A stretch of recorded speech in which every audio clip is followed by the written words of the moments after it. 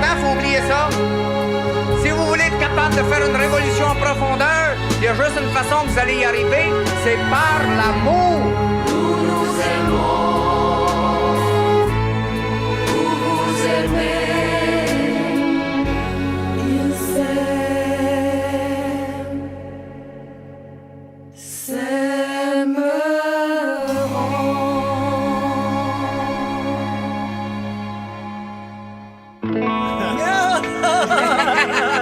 Allô? Coupé. Avec toutes ces admiratrices. Le petit document explicatif, si vous avez...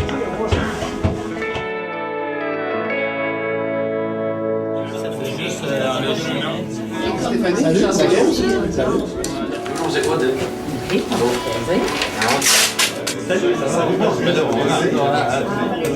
2 millions de haine, on a changé à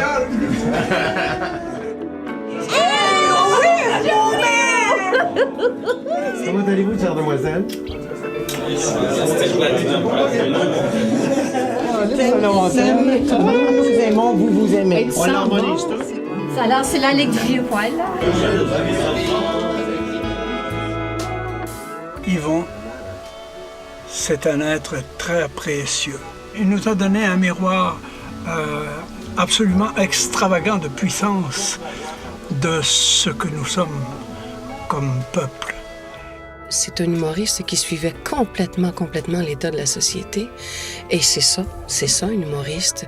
Il ruminait dans sa tête, puis il pensait toujours à quelque chose, puis je me disais, ce gars-là, quand il va se trouver, on sera plus capable de le suivre, personne. D'ailleurs, pour les humoristes, là, t'écris des textes tellement forts que tu mets à barre haute, hein? Et ça, c'est quelque chose qu'on ne te pardonnera jamais. J'étais le fan numéro 1. Je me surprends encore aujourd'hui à me rappeler des monologues. J'ai enfin connu des joies de la paternité. C'était écœurant. Non, j'ai dit, enfin, je vois ma peinture, imaginez-vous un vrai. La plupart des humoristes, si on fait ce métier-là, c'est un peu grâce à lui. C'est notre Jedi. J'aime beaucoup Yvon. C'est encore, et ce sera toujours une idole. Toujours impressionné de le voir.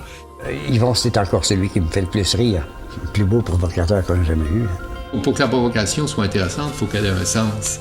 Et chez Yvon, elle a toujours eu une signification. Là. Je me suis dit, un jour, si je suis capable de faire ce métier-là en disant tout ce que je pense et sans jamais me laisser corrompre par l'argent, je pourrais dire que c'est lui qui m'a influencé. Alors, Yvon, merci beaucoup. Yvon, il m'a appris à réfléchir.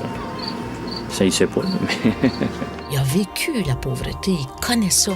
Il parlait au nom, il parle toujours au nom de ces gens-là et avec un infini respect. Même si c'est un humoriste avant d'être un chanteur, il a cette vision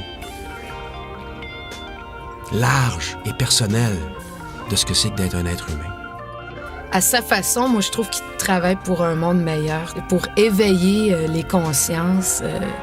Il est généreux et il est bon, puis il est beau à voir aller, fait qu'il nous fout des complexes un peu du tabarnouche. Je serais jamais aussi bon que ce gars-là dans la vie.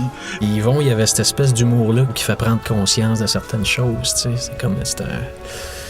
Ben, tu sais, comme ça, là, de même, tu sais. Un allumeur, tu sais. Moi, là, je suis le portrait de ma mère.